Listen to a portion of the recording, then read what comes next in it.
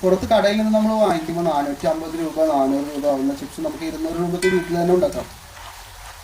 നിങ്ങളൊന്ന് മനസ്സ് വെച്ചാൽ മതി.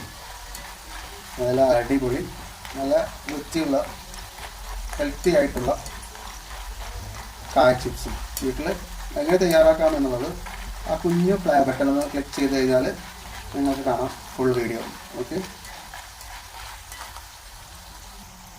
മഞ്ഞളും ഉപ്പും കലക്കിയ വെള്ളം കുറച്ച് ഒഴിച്ചു കൊടുക്കാം.